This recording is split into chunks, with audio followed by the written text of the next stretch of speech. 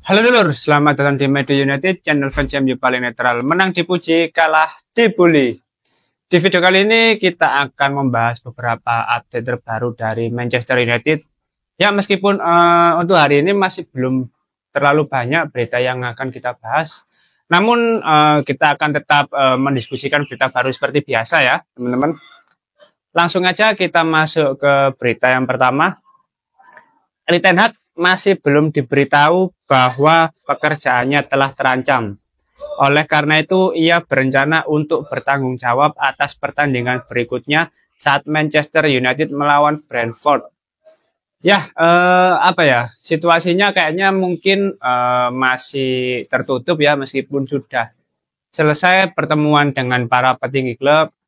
Nampaknya hasil dari pertemuan tersebut tidak secara terbuka hasilnya seperti apa, dan apapun yang sedang dibahas dari pertemuan tersebut memang masih benar-benar tertutup, tidak langsung benar-benar dijaga apa saja yang sedang dibahas dalam pertemuan tersebut. Jadi untuk sementara hasil dari pertemuan para petinggi belum bisa benar-benar dipublish ya.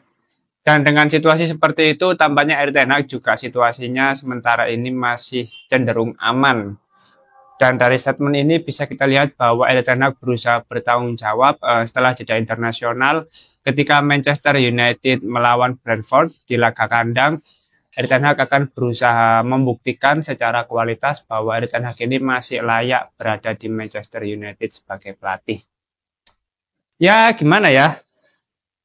Sebenarnya kan kembali lagi ya, siapapun pelatihnya itu kita semua nggak ada masalah. Cuman dengan adanya pelatih di Manchester United, otomatis siapapun itu harus bisa membuktikan dan membawa Manchester United ke jalur yang benar. Dalam artian ke jalur 4 besar lah minimal di Premier League. Dan hal itu memang untuk saat ini masih belum bisa dibuktikan oleh Erik ten Hag. Dengan 7 laga di Premier League hanya meraih 8 poin, menurutku ini bukan hal yang bagus. Dan tentu situasi seperti itu akan jadi salah satu pembahasan yang penting bagi para petinggi. Namun nampaknya kembali lagi ya, para petinggi di Manchester United untuk saat ini memang tidak mau terlalu terburu-buru dalam mengambil keputusan, tidak mau terburu-buru mengambil keputusan yang gegabah, takutnya nanti akan ada kerugian lain yang akan dialami oleh Manchester United. Jadi dengan situasi seperti ini, kalaupun hasilnya memang benar-benar seperti itu, ya kita harus bisa terima karena apapun keputusannya memang ini untuk tujuan klub Manchester United. Ya mungkin kita semua tidak sesuai ekspektasi, namun keputusan yang diambil oleh para petinggi tentu itu untuk jangka panjang. Mungkin mereka ini melihat gambaran yang lebih besar dari hanya sekedar kekalahan di beberapa pertandingan terakhir. Ya semoga apapun keputusannya itu benar-benar keputusan terbaik lah bagi Manchester United. Selanjutnya kita masuk ke berita yang kedua, menyambung dari berita tadi. Masih belum ada kejelasan mengenai masa depan Erik ten Hag di Manchester United setelah pertemuan puncak hierarki klub yang membahas posisi pelatih asal Belanda itu sebagai manajer. Namun Erik ten Hag masih bisa dipecat dalam beberapa hari mendatang. Ya, ini ada sedikit perbedaan spekulasi ya dari berita sebelumnya. Dan menurutku hal ini masih bisa menjadi opsi lain gitu loh bagi para petinggi di Manchester United. Memang dari hasil rapat kemarin kita semua masih belum tahu keputusan apa yang sudah dibahas dari pertemuan rutin yang kemarin diadakan di London. Oleh karena itu memang sampai saat ini masih ada beberapa spekulasi-spekulasi terkait hasil rapat tersebut, dan perihal dipecat atau tidaknya Erik ten Hag semua masih belum jelas ya, belum ada kepastian, belum ada update terbaru secara resmi dari pihak Manchester United, karena sepertinya dari hasil rapat tersebut para petinggi berusaha menghindari media, tidak ingin keputusan-keputusan yang dibuat oleh para petinggi ini diputar balikkan atau ditambahi bumbu-bumbu oleh media. Jadi benar-benar ditutup rapat pembahasan selama pertemuan tersebut seperti apa gitu loh. Jadi ya kita tunggu saja nanti mungkin di beberapa hari ke depan atau memang situasinya tidak ada perubahan secara struktur di dalam internal manajemen Manchester United, ya kita terima aja apapun hasilnya gitu loh. Selanjutnya kita masuk ke berita yang ketiga, melansir dari Fabrizio Romano. Manchester United telah menyelesaikan langkah mengejutkan pada bulan Agustus dan staf pelatih sudah sangat gembira dengan dampak awal Seko Kone. Nah, berikut adalah foto sesi dari Seko Kone ya sebagai pemain baru di Manchester United. Pemain asal Mali yang mana dulu pernah bertanding melawan Indonesia ya di World Cup U16 kalau nggak salah. Ini adalah momen pertama mengenakan seragam Manchester United bagi gelandang Mali, Seko Kone, yang mana itu menggambarkannya sebagai sebuah mimpi. Ya, Seko Kone adalah pemain rekrutan baru bagi Manchester United di bursa transfer kemarin, dan menurutku pemain ini cukup spesial ya, dan datangnya Seko Kone ini tidak lepas dari kerja keras dari tim manajemen Manchester United, terutama tim pencari bakat, dan itu tidak luput dari peran yang sangat penting dari Christopher Vivell selaku direktur perekrutan. Dan kalau kita lihat memang pemain ini di musim 2024-2025 ini dimasukkan sebagai daftar pemain di Premier League. Tapi kita masih belum tahu apakah Seko Kone ini selama satu musim ini nanti akan ada keterlibatan di dalam skuad Manchester United dalam laga Premier League. Karena usianya yang masih sangat muda, masih sekitar 18 tahun, dan dia juga masih perlu beradaptasi dengan kondisi di sekitar, dengan tempo permainan di Liga Inggris. Jadi kayaknya masih perlu banyak adaptasi, masih perlu melatih kebugarannya, dan kita semua tentunya tidak mau terburu-buru untuk memasukkan Seko Kone ke dalam tim senior, meskipun di sini bisa kita lihat bahwa penampilan Seko Kone ini cukup brilian ya, yang mana itu dari awal membuat para tim pencari bakat terkesima dan akhirnya bisa mendatangkan Seko Kone ini. Ya, kalau secara skill, secara kualitas individu memang sangat bagus ya, dan ini kalau kita bicara proyek jangka panjang memang Seko Kone ini adalah bibit unggul yang bisa dimaksimalkan oleh Manchester United untuk 2 tahun 3 tahun ke depan gitu loh. Dan kalau kita melihat gaya mainnya memang lebih mirip Paul Pogba ya.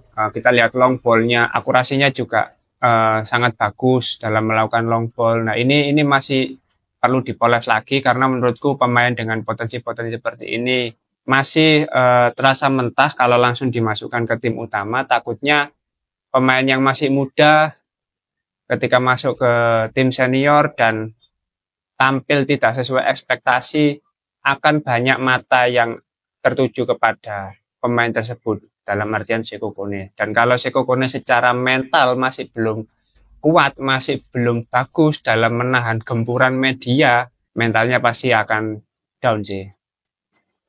Jadi jangan sampai hal-hal seperti itu terjadi kepada pemain-pemain yang berkualitas, namun karena terlalu terburu-buru dimasukkan, akhirnya mentalnya jadi menurun gitu loh, dan akan menjadi masalah untuk pengembangan potensinya.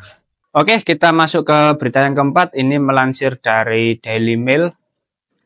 Sebuah dinding putih besar baru-baru ini didirikan di Carrington atas permintaan Erik ten Hag untuk menghalangi pandangan dari luar dan potensi pengintaian dalam sesi latihan. Biayanya diperkirakan mencapai 200.000 pound sterling. Wah, ini berita cukup mengejutkan ya menurutku, karena sepertinya Erik ten Hag ini benar-benar tidak ingin ada pihak luar mengetahui apapun yang terjadi di dalam internal Manchester United, bahkan untuk sesi latihan. Tapi gimana ya? Kalau misalnya pihak manajemen benar-benar menuruti semua keinginan Erik ten Hag, ini kayak orang yang benar-benar tertutup, benar-benar sangat sok misterius gitu loh Erik ten Hag ini. Bahkan sesi latihan pun dikasih dinding pembatas gitu loh agar tidak ada potensi pengintaian, tidak ada orang yang melihat sesi latihan para pemain Manchester United. Ya menurutku dilihat atau enggaknya sesi latihan enggak terlalu penting ya kalau misalkan ketika menjalani pertandingan itu bisa tampil meyakinkan dan meraih kemenangan gitu.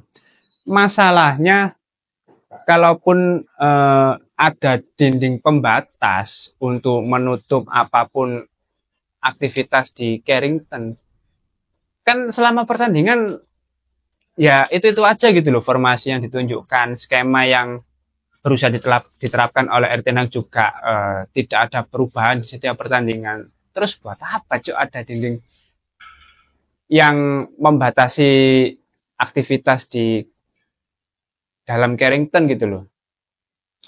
Kan percuma gitu loh, apalagi biayanya sampai 200 juta pound sterling. Itu setara dengan pembelian pemain di bursa transfer gitu loh. Nggak maksudku apa Ineos juga nggak mempertimbangkan, maksudnya fungsinya ini buat apa. Atau misalkan di beberapa sesi pelatihan kan untuk kebutuhan media di Manchester United sendiri juga ditampilkan gitu loh aktivitas kepelatihan di dalam Manchester United. Kalau misalkan ada jenis seperti ini, itu bukan menjadi sebuah masalah kalau Manchester United saat menjalani pertandingan itu selalu meraih kemenangan. Itu tidak bisa ditebak dan memperoleh skor yang meyakinkan gitu loh, menang telak gitu loh. Tapi masalahnya kan nggak seperti itu. Ya formasi 4-2-3-1 nggak pernah berubah, nggak pernah ada apa ya keinginan untuk mencoba formasi lain, menerapkan skema lain kalau misalnya formasi yang awal itu tidak bekerja dengan baik ketika melawan tim lain gitu loh. Aduh, ada dari saya Erik ten Hag ini. Seru-seru. Selalu ada gebrakan-gebrakan baru yang menurutku masih belum bisa dimaksimalkan 100% gitu loh dari Erik ten Hag. atau atau atau justru adanya tembok ini biar orang-orang nggak tahu ya kalau misalkan Manchester United ini nggak pernah latihan gitu. Jadi orang kan nggak tahu ya tim Manchester United latihan atau enggak kalau ada dinding pembatas gitu loh. Jadi kalau misalkan hasilnya buruk ya Erik ten Hag bisa menjawab loh kita latihan kok, kita latihan kan kalian aja nggak tahu kalau kita ini tetap latihan gitu. Bangsat. Oh nah aja Erik gitu. Masuk.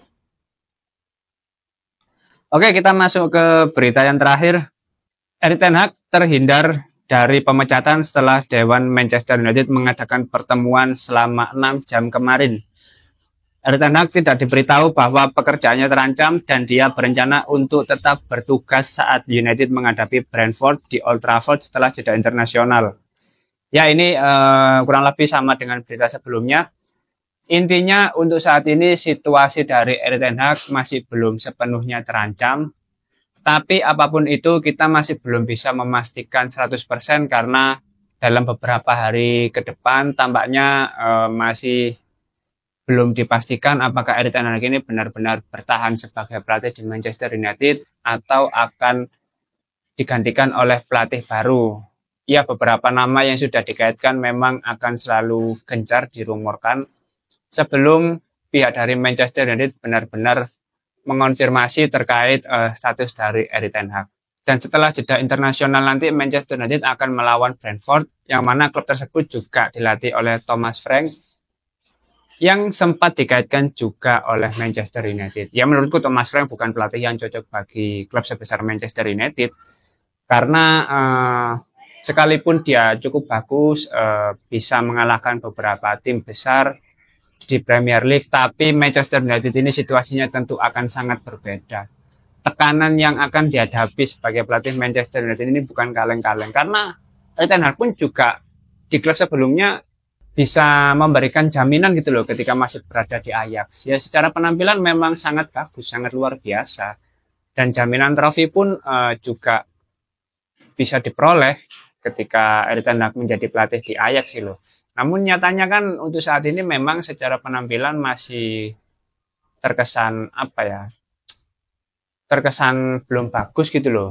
Dan dari berita tersebut, mari kita tunggu di beberapa hari ke depan apakah akan ada perubahan situasi dari Erik ten Hag atau tidak. Ya, apapun yang sudah diputuskan oleh manajemen itu harus kita terima karena kita ini sebagai fans Manchester United tentu mendukung naik turunnya situasi di dalam klub. Oke, tetap semangat teman-teman. Ini masih ada waktu 1 minggu untuk untuk manajemen dalam melakukan evaluasi dan harapannya sih setelah jeda internasional ketika Manchester United melawan Brentford di kandang ya ini ya laga kandang akan ada kemenangan setelah 5 pertandingan sebelumnya Manchester United belum meraih kemenangan sama sekali. Jadi ini akan jadi pertandingan yang sulit nanti ketika melawan Brentford. Apalagi Manchester United juga cukup kesulitan ketika melawan Brentford di musim sebelumnya gitu loh. Oke, mungkin itu dulu update terbaru dari Manchester United. Kalau misalkan teman-teman ada opini lain, silakan tulis saja di kolom komentar. Kita sharing bareng seperti biasa. Terima kasih sudah menonton video ini. Jangan lupa like, komen, dan subscribe. Salam.